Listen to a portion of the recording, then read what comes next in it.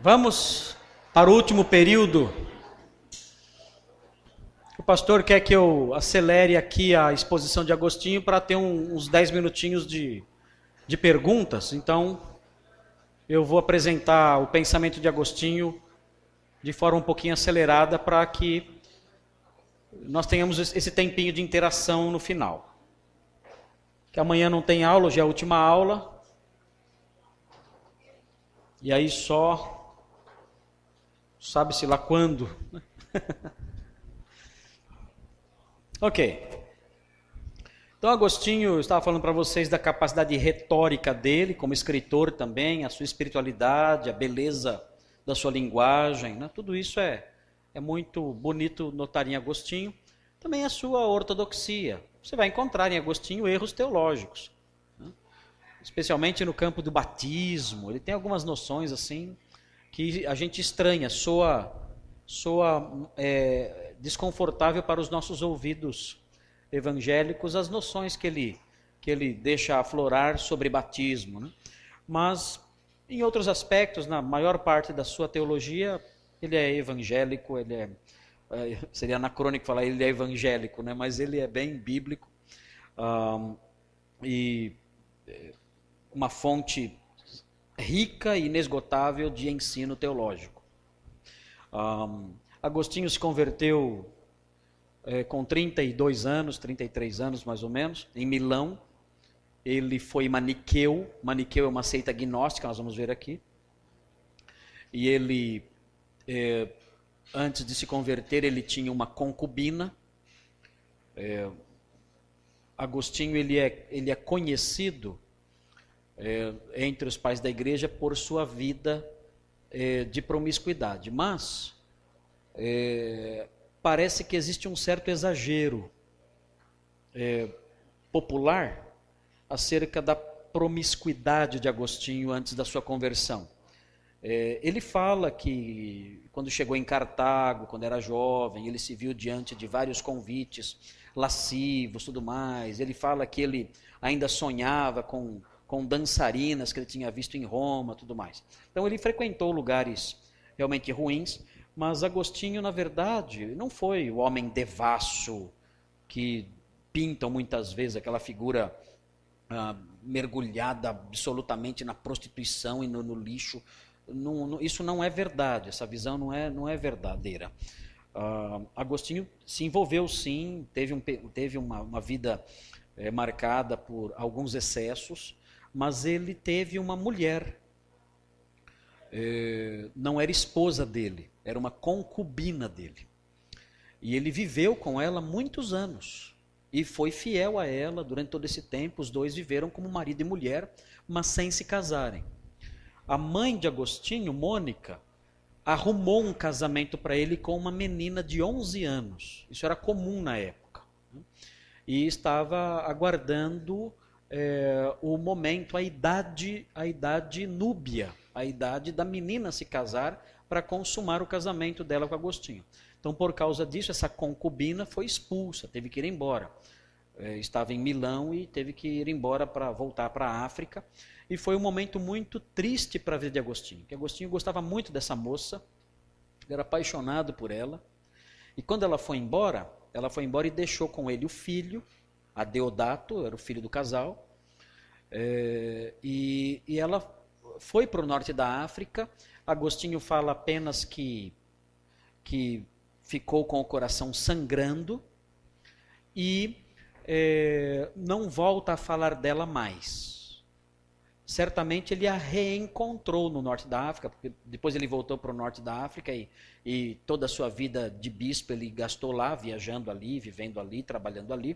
Certamente ele a reencontrou, mas ele nunca mais voltou a viver ou a se casar com ela. Naqueles dias o bispo podia se casar, não tinha problema se casar. Amigos de Agostinho, bispos, eram casados, então não era proibido o casamento de bispos. Mas Agostinho optou por não se casar e se dedicar somente à vida episcopal, à vida de oração, à vida de escritor. Ele não quis se casar, decidiu se casar com a continência, né?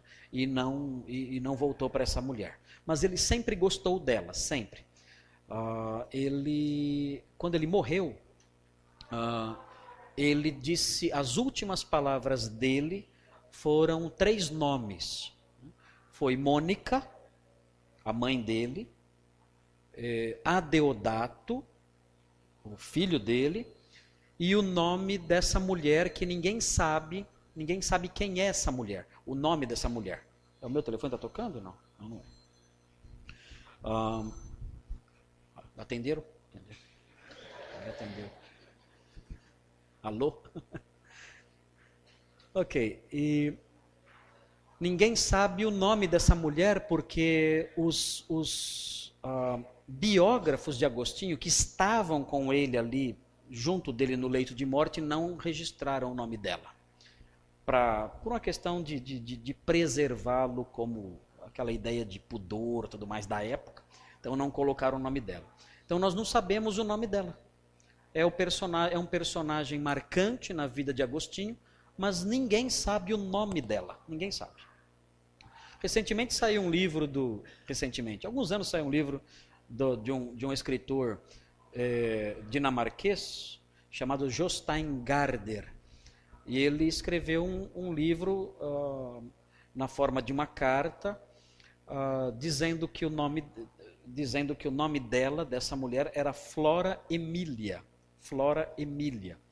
Dizendo que ela escreveu uma carta para Agostinho, dizendo da sua desilusão por ele tê-la abandonado. Né? Mas dificilmente esse documento é verídico. Então, realmente ninguém leva isso a sério. Né? Ninguém sabe o nome dela, o nome dessa mulher. Ok, ele na verdade não teve essa vida tão devassa como falam. Não. Ele se converteu em Milão. Ele estava embaixo de uma figueira, chorando, entristecido por não conseguir conquistar a paz, nem tomar posse do reino de Deus pela fé. Não conseguia crer e se entregar à fé cristã. Enquanto ele chorava embaixo da figueira, ele ouviu uma criança cantando do outro lado da propriedade, na propriedade vizinha, e a criança cantava toma e lê, toliled, toliled. E ele se lembrou do Novo Testamento que estava na casa. Ele voltou para casa, ele estava no quintal, entrou na casa, pegou o livro, voltou para a árvore e abriu em Romanos 13, que dizia que nós não devemos andar em orgias e bebedices, mas revestivos do Senhor Jesus, e nada disponhais para a carne no tocante às suas concupiscências. E quando ele leu isso, ele foi invadido por uma tsunami de fé, e imediatamente o peso que estava sobre seus ombros e seu coração se dissolveu, e ele creu e nasceu de novo, se levantou dali, enxugou as lágrimas, procurou seu amigo que morava ali também, seu filho, seu amigo, falou para eles, todos eles creram também, e começaram então uma vida cristã, a princípio um pouco reclusa, numa pequena propriedade ao pé dos Alpes italianos, perto de Milão. Ele se reunia lá com seus amigos, ficou morando lá durante algum tempo, num lugar chamado Cassicíaco. E ele ficou lá com os seus amigos e a sua mãe, durante algum tempo ali, estudando teologia e filosofia. E depois viu que por alguma razão ele decidiu abandonar essa vida, depois de algum tempo. Era patrocinado, ele tinha patrocínio para viver assim, como professor de retórica que ele era, tudo. E aí ele voltou para o norte da África. Quando voltou, a mãe dele morreu em Hóstia. Foi uma grande perda para ele. Agostinho sempre esteve muito perto da mãe dele. É muito interessante ver o quanto Agostinho era apegado à mãe dele. Ela era uma figura muito presente na vida dele, a mãe de Agostinho, Mônica. Ele voltou então sozinho para o norte da África, sem a mãe, que faleceu em Ostia, na Itália. E se estabeleceu ali. Quando ele foi visitar Cartago, foi aclamado bispo pelo povo. E permaneceu como bispo de Hipona até o fim da vida. Ele morreu em Hipona. Quando ele morreu, a cidade dele estava cercada, né, no ano 454, 430. Ele nasceu em 354 e morreu em 430. Quando ele estava na cidade dele episcopal em Hipona, os vândalos estavam cercando a cidade, para tomar a cidade. Então ele morreu dentro dos muros da cidade, e depois que ele morreu, os vândalos tomaram a cidade e colocando fim, né, ao Império Romano na África, pondo fim à cultura clássica. Então é interessante que Agostinho morreu junto com uma civilização. O fim de Agostinho coincidiu com o fim de uma civilização, o fim de uma era. Ele fecha os olhos na sua cidade episcopal e, ao mesmo tempo, a história também, uma fase da história fecha os olhos, né? Que é o fim da cultura clássica. E aí o período bárbaro começa. E os bárbaros destruíam tudo. O nome vândalos tem até essa conotação hoje em dia. Os vândalos destroem tudo, mas o amigo dele, tem um amigo que preservou seus escritos. Esses escritos chegaram até nós. Sua biblioteca, os seus livros. Possídio, um amigo dele, escreveu sua biografia, conheceu ele pessoalmente. Então são dados muito interessantes da patrologia. Então, se você quiser conhecer a história da vida de Agostinho, você pode ler um livro chamado Santo Agostinho, uma biografia. É o nome do livro, Santo Agostinho, uma biografia. O nome do autor é Peter Brown. Peter Brown Oi? Se eu não me engano, é a editora Record. Peter Brown é um livro fascinante, completo. Eu acredito que a melhor obra sobre a vida de Agostinho na atualidade é essa aí. Dificilmente você vai achar um livro melhor do que esse sobre a vida de Agostinho. Você vai gostar muito da leitura de Peter Brown. É uma leitura extensa, é um livro de 800 páginas, né, ou mais. Mas vale a pena, é um livro que vale a pena ter e ler. Você vai gostar muito da história de Agostinho. E também as Confissões, que é a autobiografia dele. Ele conta o seu nascimento, conversão, a sua vida, enfim, é um livro autobiográfico. Bom, o pensamento de Agostinho se desenvolveu a partir de embates contra alguns hereges. O primeiro grupo de hereges contra quem Santo Agostinho se indispôs foram os seus ex-correligionários, os maniqueus. Agostinho foi maniqueu antes de ser crente. Agora, ele nunca foi um maniqueu da classe mais elevada, mais envolvido na seita.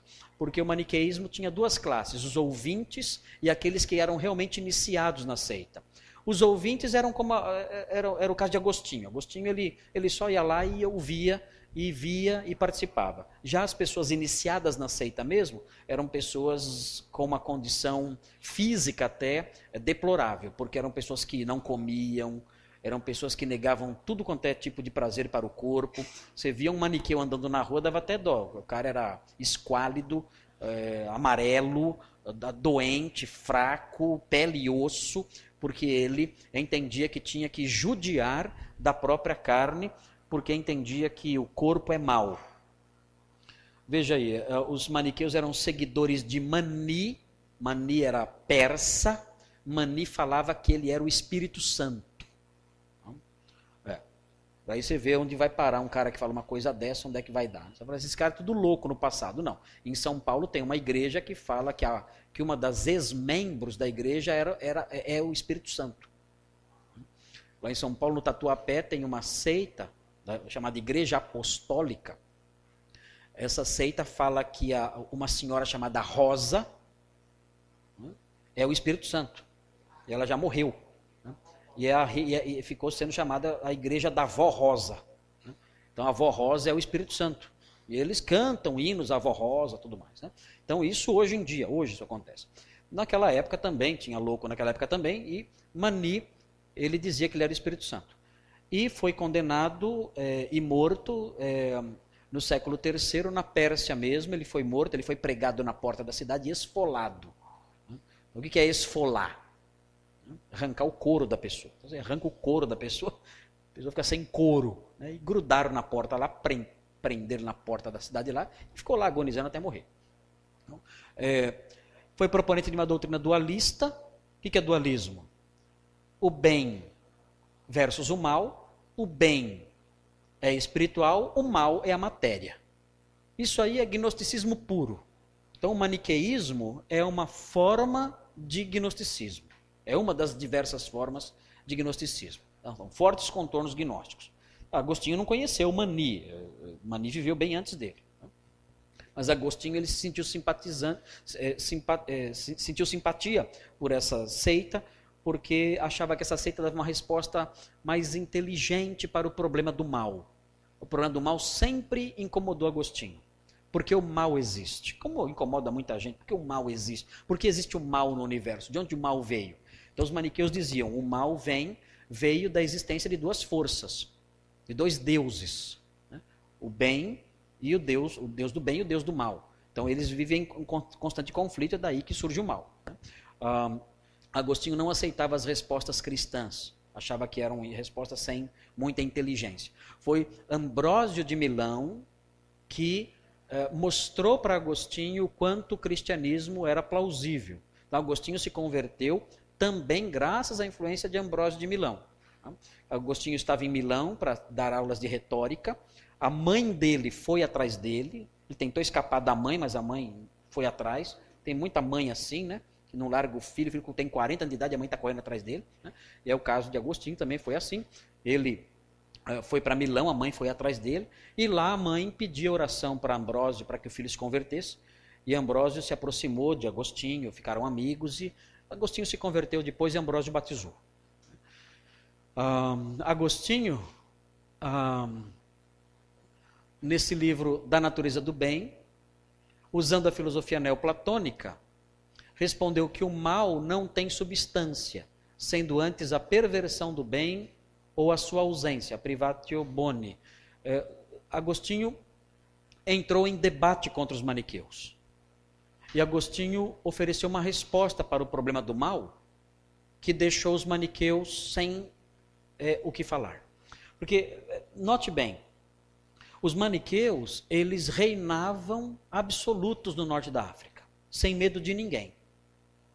Porque os bispos norte-africanos eram homens muito simples, pessoas que tinham vindo do meio dos camponeses, pessoas sem nenhum preparo, mal sabiam o credo dos apóstolos, pessoas despreparadas. E os maniqueus então se sentiam à vontade para tripudiar, para pisar, para humilhar o cristianismo. Quando Agostinho chegou de Milão, ele que era um homem culto, ele chegou com seus amigos, todos homens cultos no norte da África. Os maniqueus falaram, opa, agora a pegada é outra. Porque bater em semi-analfabeto é fácil. Agora nós estamos diante de professores que estão vindo da capital do império. Vamos tentar debater com professores de alto nível intelectual. Aí tremeram na base. E tiveram razão em tremer. Porque tomaram um couro, mas um couro que nunca mais voltaram. Os maniqueus apanharam tanto de Agostinho que eles nem se dispunham mais a debater com ele porque era ridículo. Agostinho humilhava os maniqueus com os seus debates. Os debates eram feitos nos banhos públicos. Então, o lugar em que ocorriam muitos episódios da vida social das cidades eram os banhos públicos. E nesses banhos havia então debates ali, conversas, diálogos ali entre filósofos e tudo mais. E Agostinho desafiava então os maniqueus e realmente os humilhava. expunha os líderes deles, inclusive, os expoentes principais do maniqueísmo foram humilhados por Santo Agostinho. E aí eles perderam força e os maniqueus sumiram praticamente do norte da África. Perderam todo o seu vigor. Perderam todo o seu vigor. E um dos argumentos que Agostinho usava era um argumento que, na verdade, temos que dizer, temos que ser honestos, né? Agostinho ele usou a filosofia neoplatônica para desmantelar o pensamento maniqueu. E a ideia é a seguinte, agora note bem, ele usou a filosofia neoplatônica, mas o que ele usou da filosofia neoplatônica é certo. É corretíssimo o que ele falou. Ele disse o seguinte: o mal não tem substância, o mal não existe. Aí você vai dizer, mas é claro que o mal existe. Claro que o mal existe. Como é que o mal não existe? Agostinho diz o seguinte, olha, o mal não existe enquanto substância, enquanto essência. O mal é o bem pervertido, é o que ele fala. O mal é o bem pervertido. Por exemplo, um exemplo bem fácil de entender. Se você vê uma cerca de arame, essa cerca de arame tem um buraco. O buraco existe? O buraco existe enquanto substância?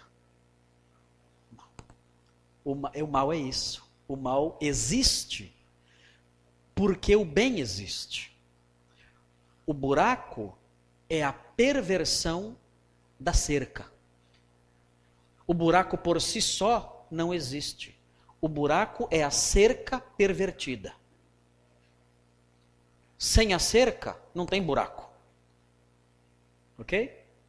Então o buraco existe como a cerca pervertida. É a mesma coisa. O mal existe como o bem pervertido. Então, essa é a noção de Agostinho. Então, por quê? Porque ele fala o seguinte: toda substância foi Deus que criou. E Deus não criou o mal. Como é que eu sei que toda substância foi Deus que criou? É só ler Gênesis 1 e 2. E quando Deus criou tudo, ele falou que tudo era bom. Então Deus não criou o mal. Tudo que Deus criou era bom. Então como é que o mal surgiu? Agostinho explica. O mal não tem substância. Toda substância é boa, porque Deus criou toda a substância. O mal é o bem pervertido. É o buraco na cerca. A ferrugem, por exemplo. A ferrugem não existe. A ferrugem é o ferro pervertido. Não existe ferrugem. A ferrugem não tem substância própria. A ferrugem é o ferro pervertido. Esse é o ensino de Agostinho. Então Agostinho fala o seguinte: tudo que há no mundo é bom. O mal é o bem pervertido. Até o diabo, a essência dele é boa. Mas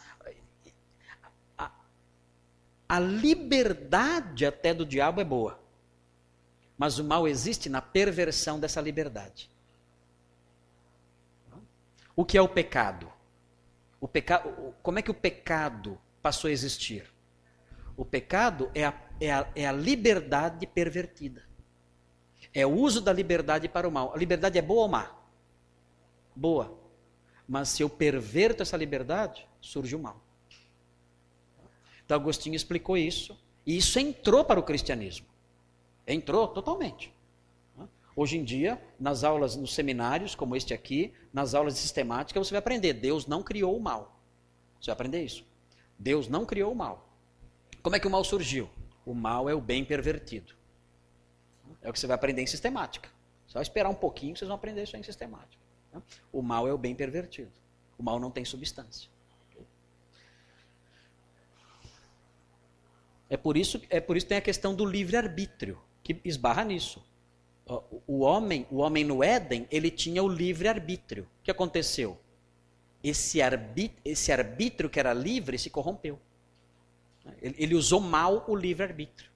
Livre-arbítrio é bom ou mal? É bom, mas ele usou mal o livre-arbítrio. O mal moral decorreu do uso impróprio do livre-arbítrio. Okay? Aí que o mal entrou no mundo. o mal entrou no mundo por causa do uso ruim de algo bom. A faca, uma faca, é boa ou má? Uma faca. É bom. Não faz mal para ninguém. Não fala mal de ninguém. Boazinha. Mas o uso que você faz dela pode fazer surgir o mal. É isso que Agostinho fala sobre o surgimento do mal no universo. Satanás se tornou mal porque usou o bem de forma errada. Ele perverteu o bem, que era a liberdade dele. Então, Agostinho debate contra os maniqueus na primeira fase do seu trabalho na África e é vitorioso, ele sai vitorioso disso. Aliás, o maniqueísmo, ele até hoje, né, não tem mais força. Você conhece algum maniqueu? Quem conhece um maniqueu? Eventualmente surgem esses grupos gnósticos se definindo, né, defendendo ideias maniqueístas, mas é um grupo que perdeu força, não tem mais força. Na época de Agostinho, não, eles eram muito fortes. O pensamento de Agostinho também se desenvolveu a partir do debate com os donatistas. Agora, os donatistas, eles não são hereges do mesmo nível que os maniqueus, porque eles não são pagãos. Os donatistas não são pagãos. Os donatistas são crentes, são cristãos. Aliás, é muito difícil chegar e dizer que um donatista é incrédulo, é um exagero chegar nesse ponto. Talvez até alguns de vocês aqui sejam donatistas. Pode até ser. Eu vou descobrir já já. Vou descobrir já já. Né? Mas é possível que na igreja tenhamos pessoas com convicções donatistas. Vamos só entender um pouquinho a história deles, para você ver como essas coisas estão muito presentes. Essas coisas estão muito presentes na realidade da igreja atual. Em coisas corriqueiras que a gente enfrenta no dia a dia. Vocês vão ver. Veja aí. O donatismo surgiu depois da última perseguição do Estado romano contra a igreja. Tá? Depois daquela perseguição que eu falei, que acabou a perseguição, os bispos todos entraram numa fase de glória, né? Até o imperador era cristão. Né? Então, depois dessa perseguição, o donatismo surgiu. Por quê? Veja aí a causa. Tem um pedacinho grande aqui, um pouquinho grande, mas você vai entender bem. Olha aí. O fato que lhe deu origem foi a consagração de Ceciliano como bispo de Cartago em 311. Cartago onde é? Norte da África, ok? Além de haver a suspeita de Ceciliano ser um traditore. O que é traditore? Traidor. Quem eram os traditores? Eram os crentes que na época da perseguição tinham entregue os livros sagrados para serem destruídos, queimados. Então eles eram entregadores, traditores, traidores. Então todos os crentes que na época da perseguição recuaram e negaram a fé eram chamados de traditores. Então, Ceciliano havia suspeita dele ser um traditore. Depois que o imperador se converteu, todo mundo voltou para a igreja. Né? Agora está fácil ser crente, vamos voltar para a igreja que a perseguição acabou. Né? E havia suspeita dele ser um traditore. Além disso, um dos bispos que participou de sua consagração, Félix de Aptonga, claramente era. Então olha só, na hora de consagrar o Ceciliano, um dos bispos que fez lá a imposição de mãos, que participou do ritual de consagração dele, um dos bispos era traditore. Olha onde isso vai dar. Presta atenção. Presta atenção. Foi assim anulada a consagração de Ceciliano, porque um dos bispos era indigno. E Majorino foi eleito em seu lugar. O sucessor de Majorino foi Donato. Então Donato entendia que Ceciliano realmente não era digno de ser bispo, porque alguém que impôs as mãos sobre ele era alguém reprovado. Agora, pergunta que surge é a seguinte: o ato de um bispo indigno vale ou não vale?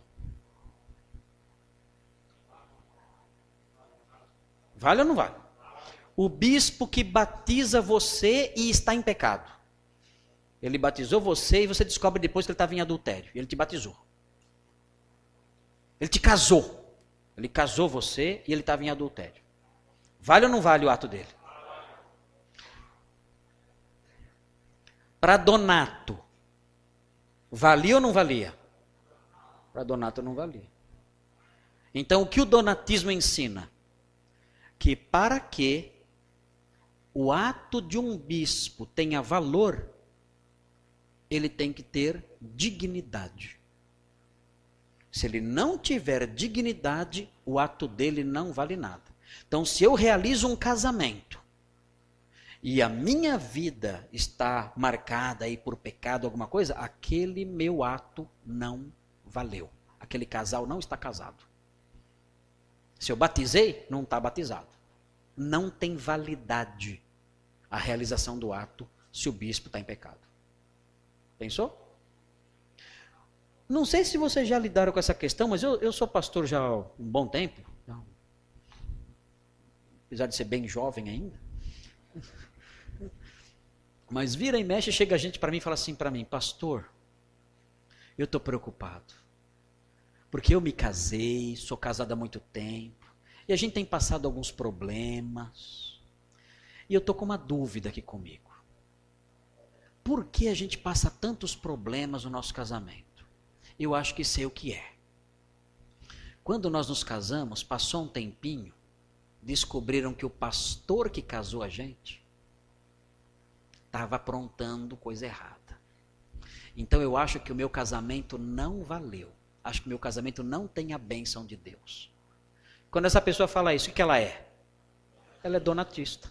Aí eu já falo: faz a fogueira e queima. Está amarrado, né?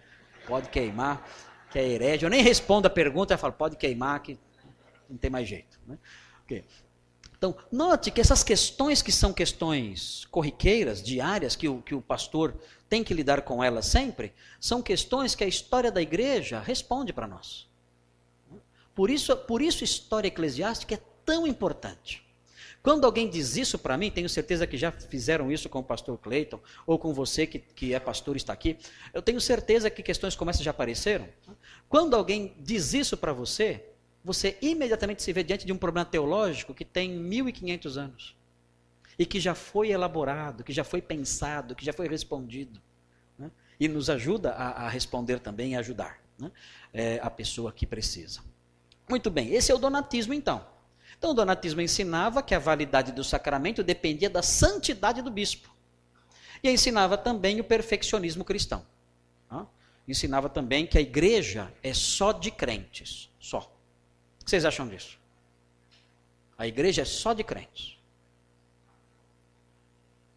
Aí é um pouco complicado, né? Porque Jesus disse que o joio vai estar no meio. O joio vai estar no meio do trigo, ou seja, dentro da comunidade eclesiástica vai ter sementes que Deus não plantou. E aí você fala assim: deixa a gente arrancar. E o que Jesus fala? Não, deixa aí. No final eu separo tudo. Deixa por enquanto aí. Vai que você arranca errado e sai o que é bom junto, então deixa aí. Então todo pastor tem que conviver com a grande realidade de que na sua igreja vai ter bode. O lobo. Então não adianta. Na minha igreja tem lobo. Na igreja do pastor Cleiton tem lobo. Aqui tem lobo. Aqui tem lobo. Quem é lobo, levanta a mão aí. Aqui não, aqui acho que não tem, né? Aqui não tem. Mas a grande realidade é essa. Né? A igreja de Cristo, ela vai ter sempre lá os lobinhos ali. Não tem como escapar disso. Né? E os donatistas idealizavam essa igreja sem pecado e tudo mais, e só com crentes, só com ovelhas. Né? Mas a igreja só com ovelhas, só lá no céu. O donatismo obteve liberdade de culto em 321 e formou uma forte igreja rival, especialmente no numerosa norte da África. O donatismo foi forte no norte da África. Tem um mapinha que vocês vão receber, já está já com a coordenação. Vocês vão receber uma mapinha que eu mostrei aqui, que tem um quadrinho que mostra os pontinhos ali das igrejas donatistas e alguns pontinhos das igrejas católicas, ortodoxas. Você vai ver como tinha donatista naquela época. É muito, muito, muito. Era do tipo assim, aqui está uma igreja ortodoxa. Do outro lado da rua, uma igreja donatista. Era assim. Uma do lado da outra. Era impressionante naqueles dias lá. Muitos donatistas. Ok. Vamos ver aí qual é o conceito de Agostinho. Olha lá. Primeiro, Agostinho combateu o conceito de uma igreja pura, dizendo que a igreja abriga tanto o joio como o trigo até a separação final, que é a resposta de Jesus para essa questão. Ele também propôs o princípio, e aqui tem que anotar. Olha, de novo, você vai falar, nossa pastor, quanta palavra em latim, tem que decorar, né? Mas é muito legal saber isso. Ele também propôs o princípio consubstanciado na expressão ex opere operato. Então, essa expressão é muito importante nessa discussão. Que significa ex opere operato. Os sacramentos operam de si mesmos. Eles operam por si próprios. Porque eles dependem da virtude do Senhor e não do ministrante. Entenderam isso? Os sacramentos, eles têm virtude em si. Não dependem da virtude do ministrante, do pastor. Essa é a visão de Agostinho. Então, se eu distribuo a ceia, ela em si, ela não é detratada pela minha iniquidade. Não, ela continua sendo a ceia do Senhor. O batismo é santo, independe de mim, ele continua sendo santo. Ele opera de si mesmo, porque o Senhor o revestiu dessa santidade. Então, independe de mim.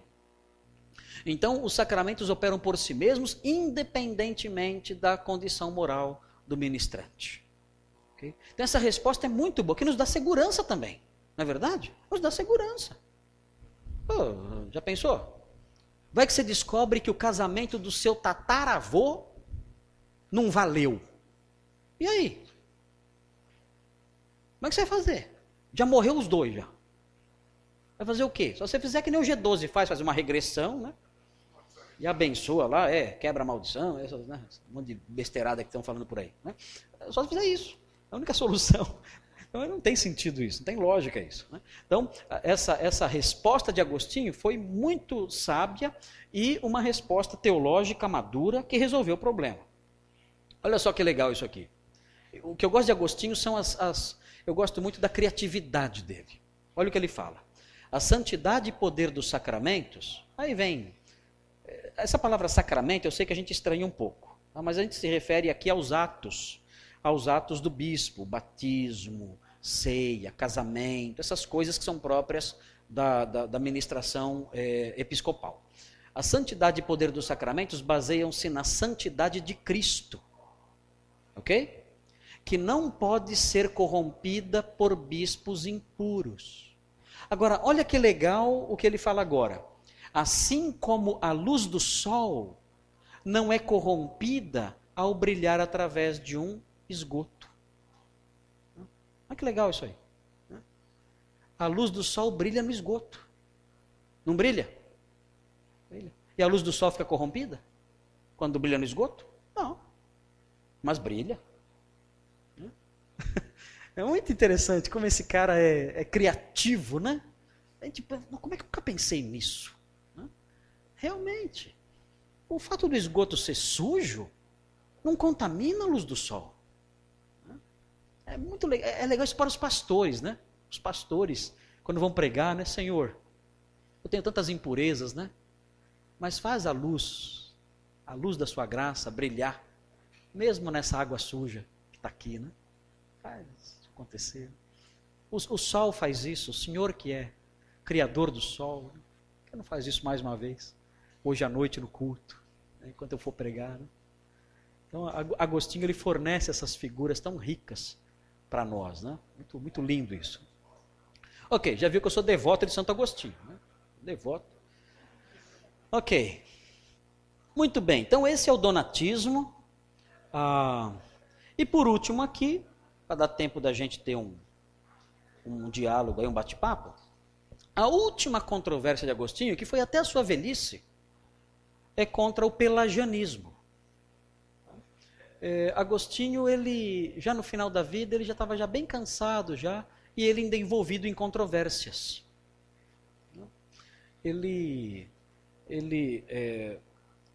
O seu oponente no final da vida foi um bispo jovem chamado Juliano de Eclano. Juliano de Eclano, assim, o que chateia em Juliano de Eclano é que ele foi muito desrespeitoso com Agostinho. Agostinho já era idoso já, e Juliano de Eclano, ele não tinha respeito nenhum. E Juliano de Eclano tinha sido amigo, o pai de Juliano de Eclano tinha sido amigo de Agostinho. Então havia uma conexão que deveria, no mínimo, né, haver um pouco de consideração, e até pela idade de Agostinho também, já velho, né? Mas Juliano de Eclano não mostra respeito nenhum. Então é muito amargo, um homem muito desrespeitoso. Né? E Agostinho não era assim. Agostinho não era uma figura agressiva. Né? Agostinho teve, assim, nos seus embates mais pesados, que a gente pode talvez lembrar, foi com Jerônimo. Jerônimo, o tradutor da Vulgata, ele e Agostinho trocaram uma correspondência um pouco ríspida. Agora, Jerônimo era muito agressivo. Agostinho era mais amoroso, mais comedido. Né? Mas não tinha em Agostinho esse perfil, né, de agressividade, de dureza de palavras, não havia isso. O próprio Jerônimo, no final, reconhece que Agostinho era um homem de Deus, uma figura brilhante e tudo mais. Mas Juliano de Eclano não tem esse perfil, não. O Pelágio, que dá nome à heresia, pelagianismo, o Pelágio era um homem bem dócil. Pelágio era uma figura mais amável, um homem bondoso, era um pastor Papai Noel. Né? Aquele pastor Papai Noel ali, ho, ho, ho, né? Abraçando todo mundo, né? Era um cara muito legal. Né? Mas a heresia dele é perigosa e ela existe ainda hoje. Talvez muitos aqui sejam pelagianos. Já encontramos donatistas, já encontramos nestorianos, né?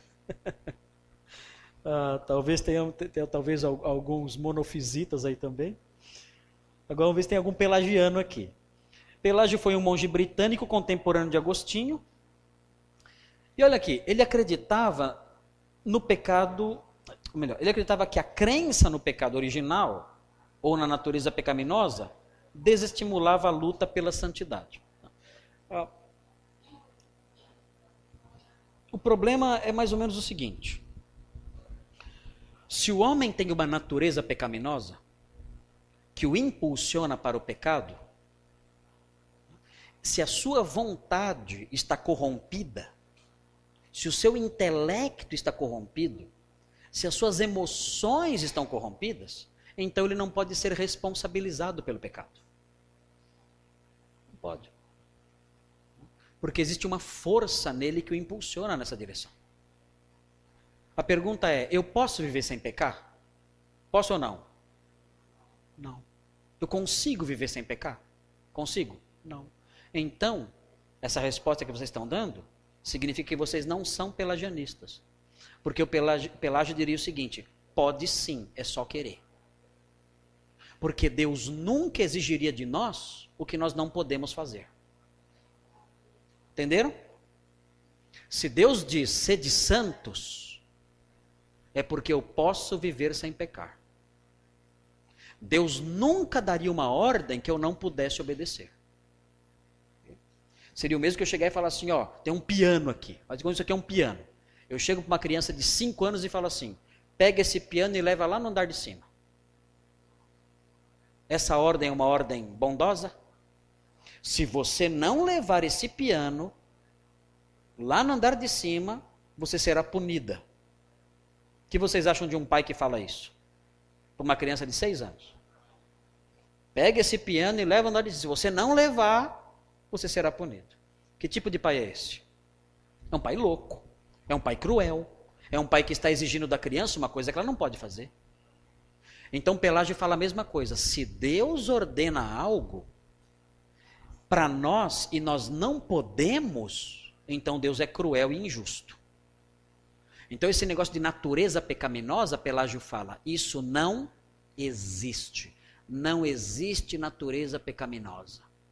Não tem esse negócio de eu ser inclinado, eu ter uma inclinação para o mal, de eu ter uma vontade corrompida, nada disso. O que existe é a sua vontade, é o seu livre-arbítrio. Se você quiser, você faz. Se você não quiser, você não faz. É você que decide. Se você quiser viver sem pecar, você vive. E Deus tem que ajudar? Não. Não precisa da graça? Não, não, não. Não precisa da graça. Precisa só da sua decisão. Só. Mas nem a graça, nem a graça. Amém? Oh! Quase peguei de novo, hein? Quase peguei de novo. Esse é o pelagianismo. Né? Fala, nossa pastor, mas isso existe ainda? Existe. Isso existe. Não, existem variações. Né? Existem variações. Mas o pelagianismo está vivo, está de pé. Né? O problema é que o pelagianismo vai ter que lidar com aquelas questões. Lembra do apóstolo Paulo, em Romanos 7? O que eu quero, o bem que eu quero, não faço. E o mal que não quero, esse eu faço. Isso é... Peraí, cadê o livre-arbítrio? Cadê o livre-arbítrio? Onde está? Ele olha para si e fala, miserável homem que sou. Eu encontro em meus membros uma outra lei que me impulsiona a fazer aquilo que eu não quero fazer. E impede que eu faça aquilo que eu quero. Pelágio tem que lidar com isso. Aí parece que é um texto que ele não lida não, ele parece que desvia disso aí, não lembra disso. Ok. Olha aqui, Pelágio dizia que as pessoas pecam por causa do ambiente em que vivem, não havendo nelas a tendência natural para isso. Elas pecam por causa da criação, por causa do seu. Mas você botar uma pessoa num lugar bem gostoso, lá, Fortaleza, uma praiazinha lá, tranquilo, não vai pecar não. Negava que a graça fosse essencial para a salvação. Não precisa da graça, precisa só da vontade. E a vontade, você que decide. As pessoas só precisavam da iluminação vinda da palavra e da própria consciência, só isso. A palavra falou, você, não sabia, agora sei, pronto, está resolvido. Por que ele falou isso? Porque Agostinho escreveu uma frase nas Confissões, que você vai, quando você ler as Confissões, você vai ver essa frase lá. A frase diz assim, concede-me o que ordenas. Presta atenção nessa frase. Pensa nessa frase. Concede-me o que ordenas. O que significa isso? Que eu só vou conseguir obedecer se você me conceder, me capacitar. Pelágio ficou louco com isso. Falou, o quê? Isso aí é uma pouca vergonha, isso aí. Quer dizer que eu tenho que esperar Deus me dar a disposição para obedecer? Que concede-me o que ordenas? Vá lá e faça. Pelágio ficou bravo com isso. Ele falou assim, esse tipo de doutrina aí é o que faz essa pouca vergonha que a gente vê aqui em Roma. Em Roma está todo mundo aí afundado no pecado por causa desse tipo de doutrina aí. Concede-me o que ordenas. Nada disso. Vai lá e faça o que Deus ordena. E desceu além em Agostinho. Então surge aí então o debate entre Agostinho e os pelagianos. Ele afirmava a possibilidade do homem viver sem pecar. Cada ser humano é como um novo Adão com possibilidade de optar por não pecar. Se você quiser, você não peca. Qual foi a resposta de Agostinho? Olha aí. Agostinho negou os ensinos de Pelágio, afirmando a corrupção total do homem e a soberania de Deus. Não, o homem é totalmente depravado. Se não for a graça soberana de Deus, nós não seremos capazes de obedecer. Se Deus não agir em nós, não haverá como. Agostinho usou Romanos 5, 12 a 21 para ensinar que os homens fazem parte de uma massa de perdição. Para que em Adão, todos pecaram. Todos os homens estão perdidos. O pecado passou a todos os homens. E a morte passou a todos. O homem não tem que pecar para ser pecador. Para ser pecador eu não preciso pecar. Basta eu nascer. Porque eu sou descendente de Adão. E em Adão todos são pecadores. Nele todos pecaram. Então se eu nasço gente, eu já sou Adão. Eu já sou descendente de Adão e já sou pecador. Ah, mas aquele nenenzinho tão bonitinho, tá? É pecador. Não, mas só tem 1 mês. É pecador. Já nasceu, na barriga já era pecador, já. Na barriga já era pecador. Pensou? Nossa, mas nem nasceu. Já é pecador. Já pode colocar até o nome se quiser. Pecador. Pecador, nada da... Severino Pecador da Silva. Ok. Olha aqui agora, olha aqui algumas viajadas de Agostinho aqui. Né? A condição do homem só é desfeita pelo batismo. Opa! Agostinho gosta muito de batismo. Para Agostinho, o batismo é crucial. Pelo arrependimento e pela graça sacramental que vem através da ceia e a presença na igreja e tudo mais. Mas isso faz com que essa condição do homem de escravo do pecado faz com que ele vá se libertando disso. Lentamente. Não de uma vez, mas lentamente. Mas o homem pode ir vencendo isso aos poucos. Não depende da sua vontade exclusivamente, mas dessa ação de Deus através desses meios. O homem sendo corrompido não pode viver sem pecar. Non posse non peccare. Essa frase é famosa. Non posse non peccare. O homem não pode não pecar. Não pode não pecar. Livre-arbítrio é agir conforme a natureza. Opa! A nossa natureza é uma natureza? Então, livre-arbítrio é agir conforme a natureza. Logo, o livre-arbítrio é fazer o quê? É pecar. Ai, ai, ai. Olha só. Como é a ave livre? A ave livre é a ave que voa. Como é a serpente livre? É a serpente que rasteja. Como é o pecador livre? É o pecador que peca. Nós temos livre-arbítrio nesse sentido, para seguir a nossa natureza. Se eu der liberdade, eu não vou fazer isso aqui. Mas essa garrafa está livre? Não, essa garrafa está presa na minha mão. E se eu der liberdade para ela, o que vai acontecer? Querem ver? Posso dar liberdade para ela? Posso dar liberdade para isso aqui?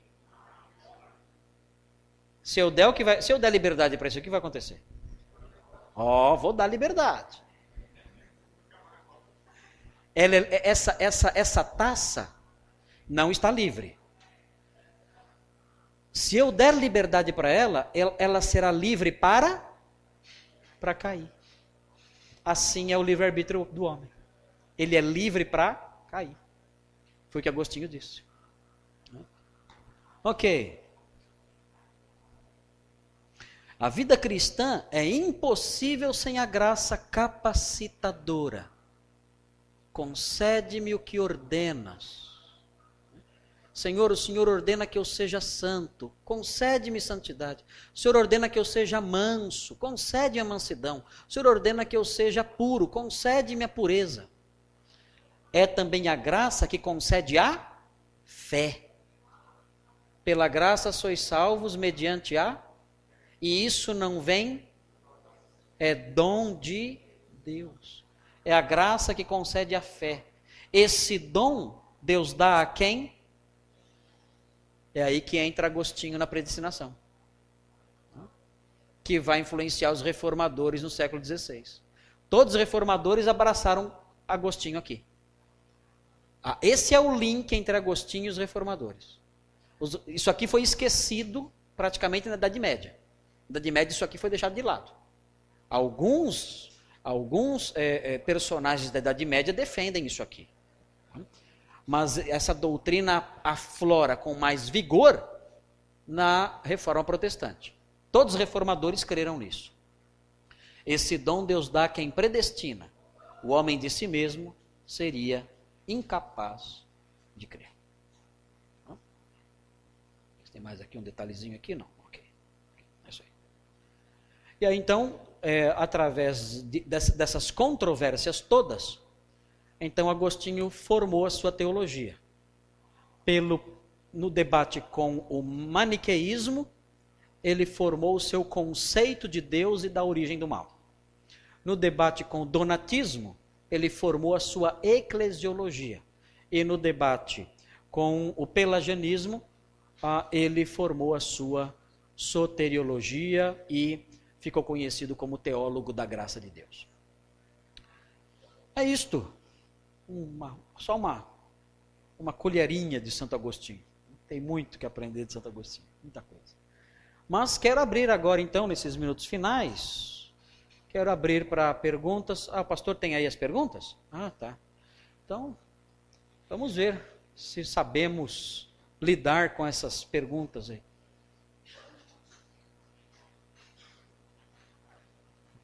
Se usar o livre-arbítrio aqui para as perguntas, ninguém sai daqui hoje. Tudo bem. Então, eu falei desde o começo que nós íamos responder as perguntas escritas. Vamos para a primeira pergunta.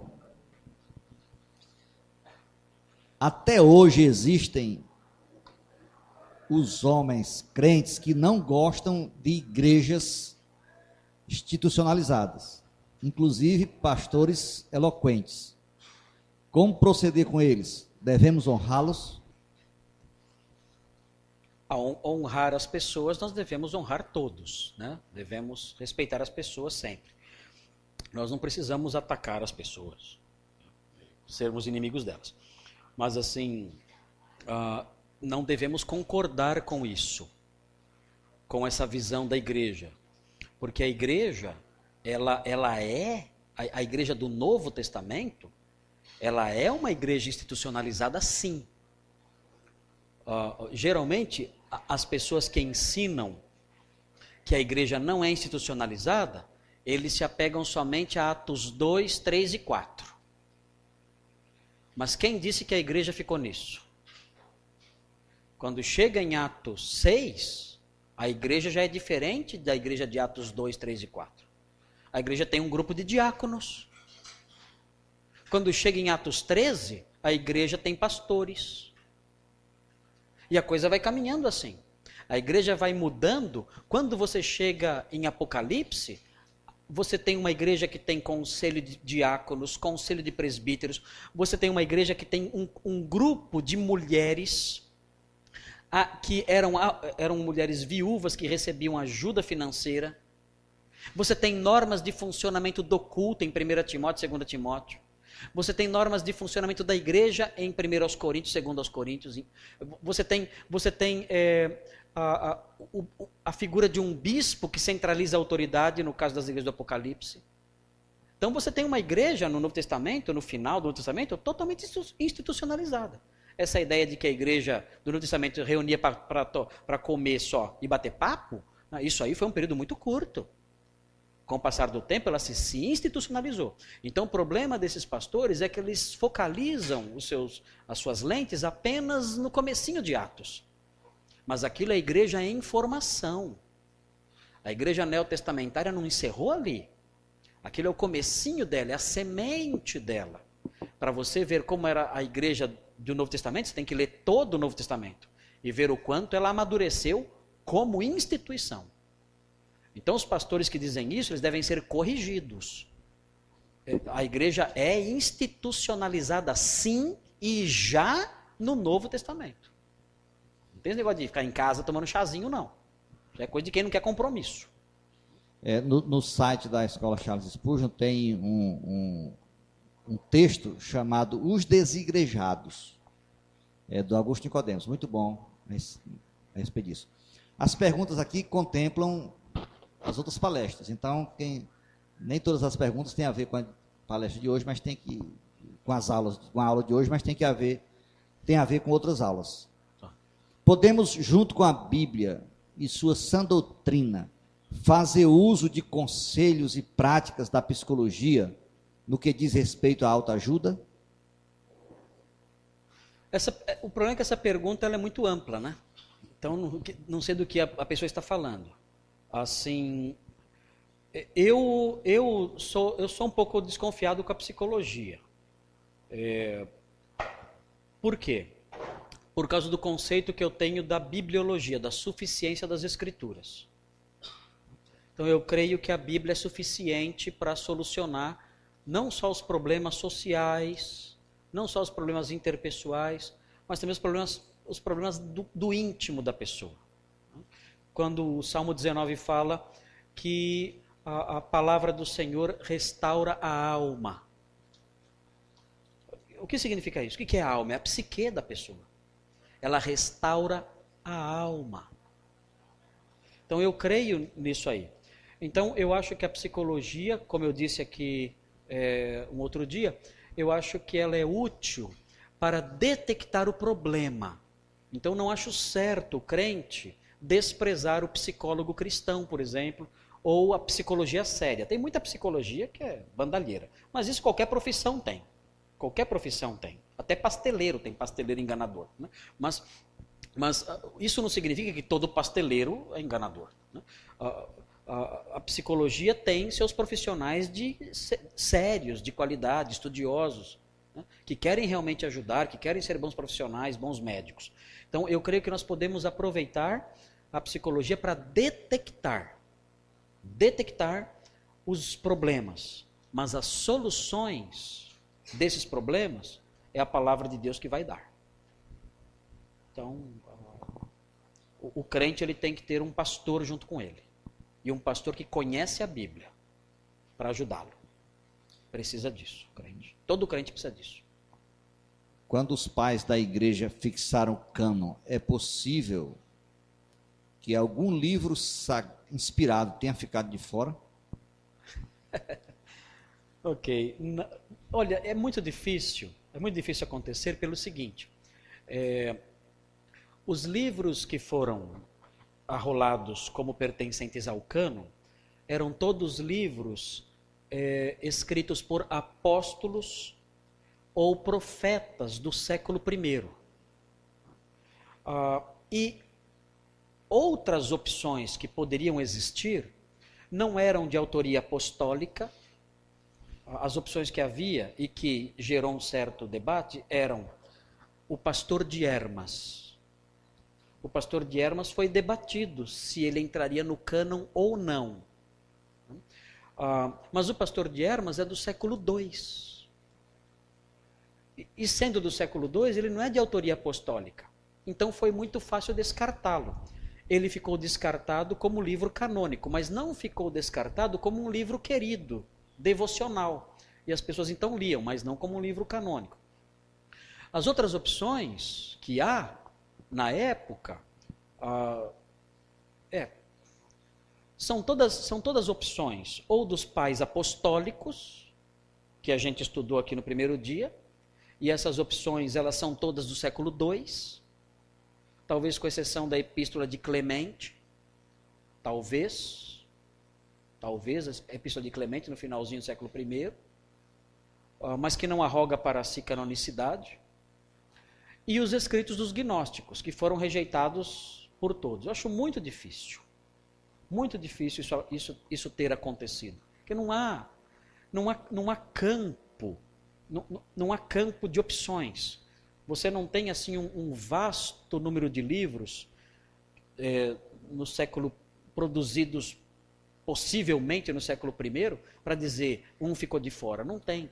As cartas de Paulo que ele escreveu e que não estão no cânon, elas desapareceram definitivamente. Por exemplo, as 2 cartas que ele escreveu à igreja de Corinto e que ele faz alusão a elas. Essas cartas nunca foram encontradas, nem fragmentos delas foram encontrados, nunca. Então nós não temos aí um leque de possibilidades. Não dá. A não ser que queira aceitar os pais apostólicos, mas é literatura do século II. A literatura do século II já cai fora porque não pode ser de autoria apostólica. Então não dá. Eu acho que não tem, acho que isso é impossível. Eu nunca pensei nisso. Acho que isso é impossível. o leque é pequeno demais. E mesmo esse leque pequeno demais, ele não oferece nada que possa ser trazido. Agora, aquela história. Quando Agostinho morreu, quiseram colocar as obras dele no cânon. Aí você ia ter que vir para a igreja com as confissões e a cidade de Deus. Né? Mas isso, quem quis fazer isso foi a igreja galicana. A igreja da Gália quis fazer isso. Né? Mas era só um grupo na igreja querendo fazer isso. Os livros que foram aceitos no século V, em Hipona e Cartago, havia unanimidade acerca desses livros. Foi um processo muito seguro. Havia uma unanimidade já de séculos em torno deles. É muito difícil ter acontecido. Eu acho que não vejo nenhuma possibilidade disso. A última pergunta. Cristo vestiu a nossa capa, experimentou todas as nossas limitações.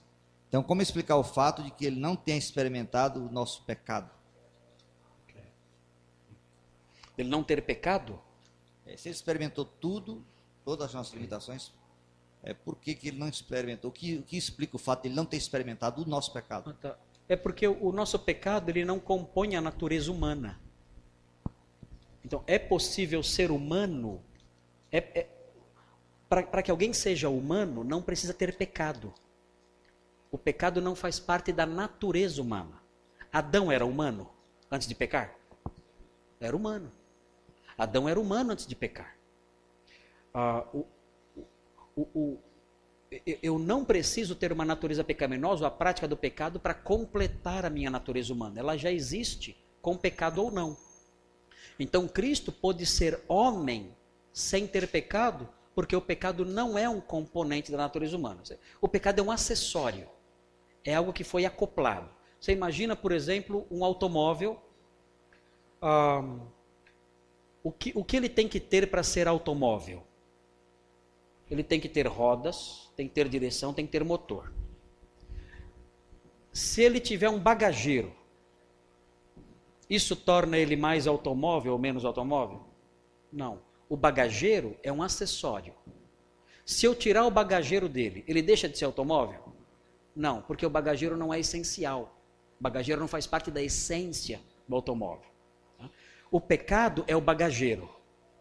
É possível ser humano sem ter pecado. O pecado, quando ele é colocado em nós, nós permanecemos humanos, com esse acessório a mais. Temos a natureza humana e temos uma natureza pecaminosa, que é um acessório a mais. Se tirar, continuamos sendo humanos do mesmo jeito, não diminui nossa humanidade. Aliás, um dia vai tirar o bagageiro. E nós continuaremos sendo humanos. Então, Cristo, para ser humano, ele não precisou do bagageiro. Ele precisou só da natureza humana. Não precisou da natureza pecaminosa. Natureza pecaminosa, esse plus que nós temos, ele não precisou disso para partilhar da nossa humanidade. Agora, note bem, ele não experimentou o pecado, mas ele experimentou as consequências do pecado. A morte, o cansaço, a fome, isso ele experimentou. Tentação. Muito bem. Então vamos... Como é que nós vamos encerrar essa semana, né? Eu estou cansado e com saudade. Próxima semana a escola entra na rotina normal, as classes vão ser divididas, né? Não vai ser mais uma turma só e tal. Pessoal, a classe de bacharel ganhou um bagageiro novo, né? Um acessório novo, a classe está com ar-condicionado e tal, né? Muito bem. E eu queria então como é que a gente faz para expressar a nossa gratidão ao pastor Marcos Ganconato? Vamos ficar de pé e vamos orar por ele, tá certo? Agradecer a Deus esses dias em que o pastor Marcos Ganconato foi grandemente usado para nos abençoar com essa semana que foi tão rica, muito mais do que nós imaginávamos.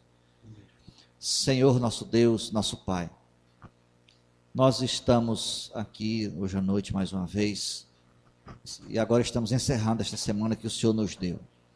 Estamos com o nosso coração cheio de gratidão ao Senhor por ter preservado nosso ambiente fraterno e o Senhor ter nos permitido refletir sobre um tema tão relevante para a vida da igreja e para a nossa vida e para o nosso ministério. Queremos agradecer a Deus a tua bondade em nos conceder a presença do nosso irmão Marcos Granconato, teu filho que esteve conosco aqui, ministrando essas lições para nós. Nós queremos, ó Deus, acompanhar a sua vida e o seu ministério, intercedendo por ele, orando por ele, para que ele permaneça firme em suas convicções, que ele tenha saúde, que a família dele, a igreja dele, sejam abençoadas e que o teu servo seja guardado por muitos anos entre nós. E as bênçãos que o Senhor derramou sobre nós, por intermédio dele, nós queremos te agradecer e te prestar a honra que nós devemos ao teu nome. Te pedir que nossas vidas, a Escola Charles Spurgeon, nossas igrejas, existam para a tua glória, para te honrar, para te exaltar. Enquanto isso, ó Deus, nos abençoe e nos despede em paz para os nossos lares. Amém. Amém. Irmãos, Deus abençoe todos nós. Pastor Marcos, um abraço aqui em nome da turma aqui, tá certo? Muito obrigado. Pela atenção de vocês essa semana. Deus abençoe e até algum dia aí. Com certeza.